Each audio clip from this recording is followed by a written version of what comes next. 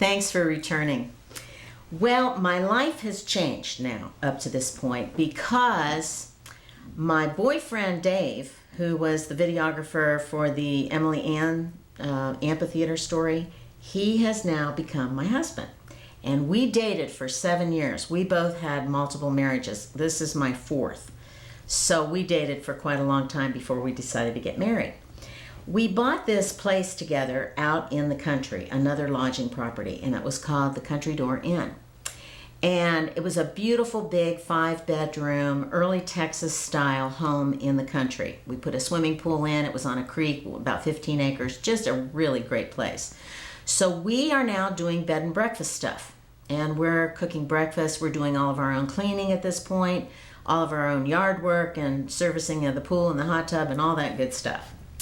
And one night I was waiting for my husband to pick me up, and I was out at the inn by myself with my little dog Stella. She was laying beside me, beside my chair, and I was sitting in the front living room by the window. And I was reading this really good book by this very well-known author. She's also a doctor. And this one chapter in this book that I was reading had to do with abused children. And she described that sometimes abused children, to maintain protection of part of themselves, they send part of their spirit or their soul away from them to protect it, so that that part of themselves is not affected by the abuse and the whatever's happening with them. And I'm not really here to say that I was abused when I was a child. I have some kind of nasty flashback type situations that I've experienced over the years. And I thought, well, in the event that I did do something like that, perhaps this exercise that she illustrates in this chapter would benefit me. So I got in this nice quiet place and went through the steps of this exercise or this meditation that she recommended, and I closed my eyes and I started doing this exercise very quietly. And about 30 minutes later, I opened my eyes when I felt like I was done. And just momentarily, I saw out of the corner of my eye, and I even looked out the window, I saw my husband coming up the driveway, and I thought, man, this is great timing. So I could see one headlight of his car coming up the driveway. So I resituated myself in the chair, and I got my bookmark and bookmarked where I was in the book, put my book over on the end table, and he continues coming up the driveway. It was a long driveway, except this headlight, the car, does not stop where it should, which is in the driveway out in front of the house.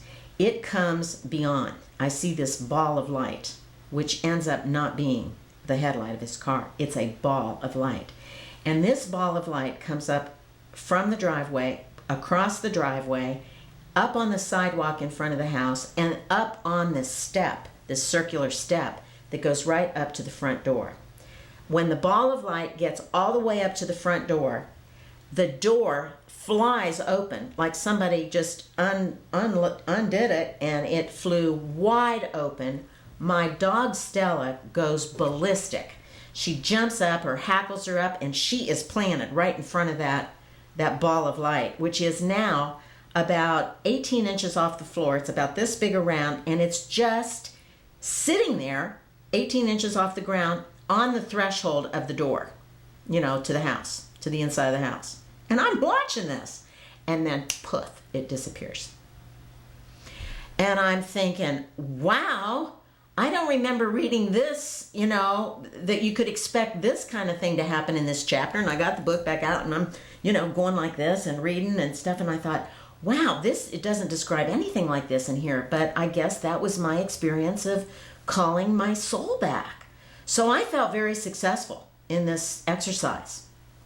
So that's that part of the story.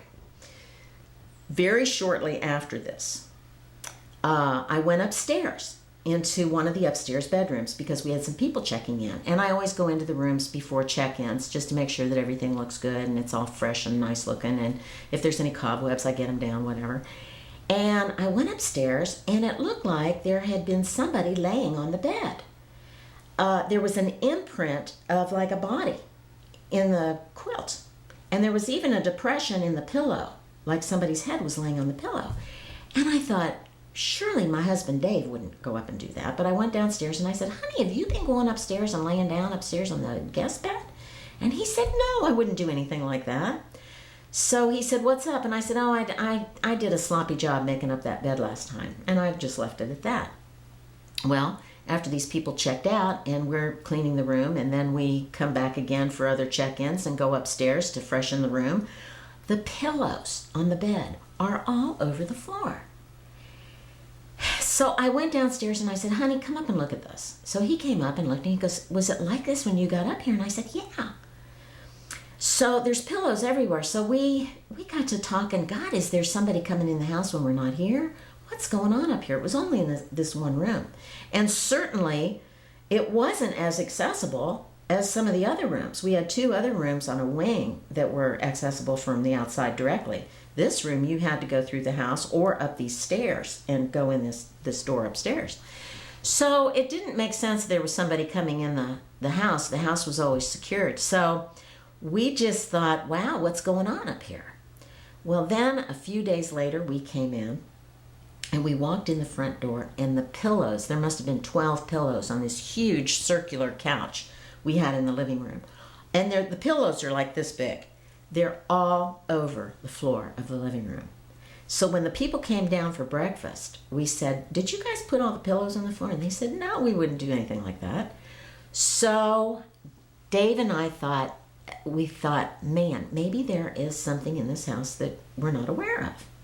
Well, we soon became aware of it because we started hearing all this running around upstairs when we were in the house. Almost every time we came out to the inn, this little stinker upstairs would be, and I sensed it was a little boy, would just be running around and tumbling and making all kinds of racket. You could even hear laughter up there.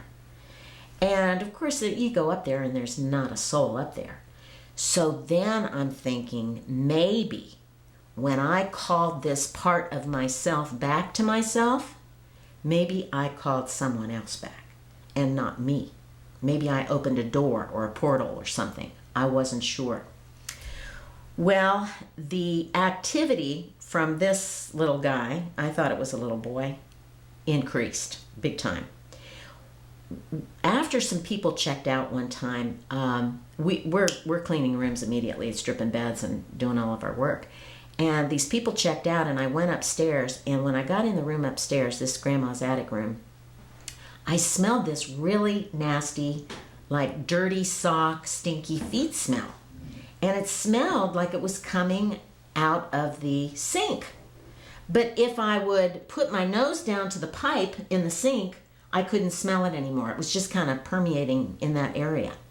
Then it started migrating into the whole room after that. And then sometime after that, it started migrating down the stairs.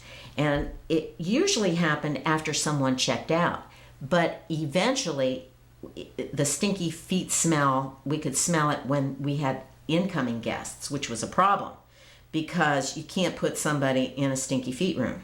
So real quickly one time I got some perfume, some strong perfume, and sprinkled it on the carpet and in the room, on the carpet in the room to mask the stinky feet smell. So I'm going to reveal to you what's going on in the next taping and talk a little bit more about who's upstairs. So thanks for watching.